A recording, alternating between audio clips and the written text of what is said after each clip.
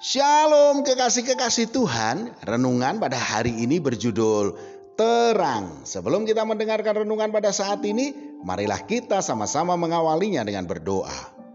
Bapa, di dalam nama Tuhan Yesus Kristus ya Roh Kudus, terangilah hati kami ini dengan kebenaran firman-Mu, sehingga langkah kehidupan kami tidak tersesat dalam kegelapan.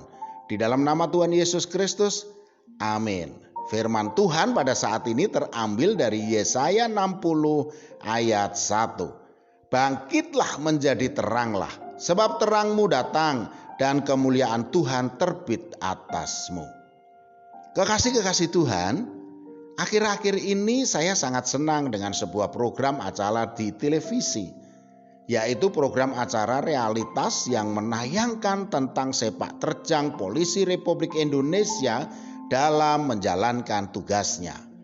Dalam program ini kita sama-sama bisa melihat ternyata ada banyak orang yang melakukan tindak pidana atau kriminal dengan sangat terbuka, bahkan sudah tanpa malu lagi dilihat oleh orang banyak.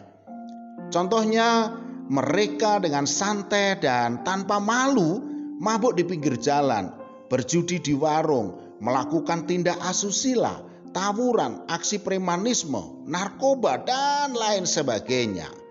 Lalu timbul sebuah pertanyaan, mengapa mereka bisa melakukan tindakan itu tanpa malu dilihat oleh orang banyak?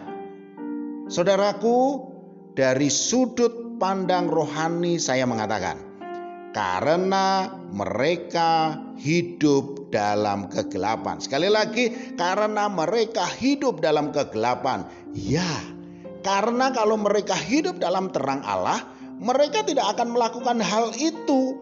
Sebab seperti itu pasti akan banyak orang yang melihatnya, dan itu pasti akan sangat memalukan. Namun karena mereka hidup dalam kegelapan, maka mereka sudah tidak malu lagi untuk melakukan dosa karena mereka tidak bisa melihat. Saudaraku, Tuhan Yesus Kristus adalah sumber terang itu.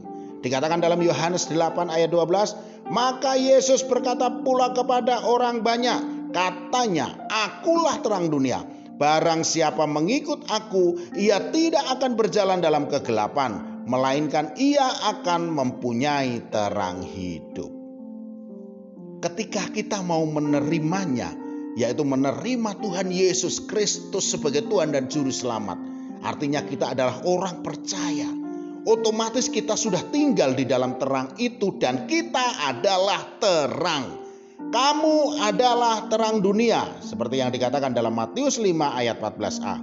Inilah yang harusnya terpatri baik-baik dalam hati kita maupun dalam pikiran kita sebagai orang percaya, saudaraku, bahwa kita ini adalah terang itu.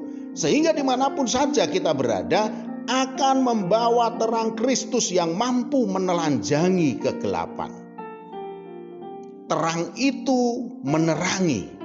Artinya, di mana ada terang, kegelapan pasti sirna. Sebesar apapun terang itu, pasti kegelapan akan kalah. Matius 5 ayat 16. Demikianlah hendaknya terangmu bercahaya di depan orang, supaya mereka melihat perbuatanmu yang baik dan memuliakan Bapamu yang di surga. Saudaraku, bersinarlah dengan terang kasih Kristus.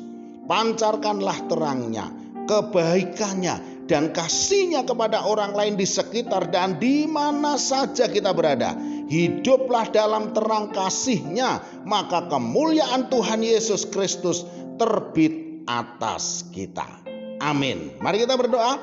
Bapa, di dalam nama Tuhan Yesus Kristus ya Roh Kudus, kuasailah kami dengan terang kasih-Mu ya Tuhan, sehingga terang yang ada pada kami akan membawa dampak yang mengubahkan dimanapun saja kami berada.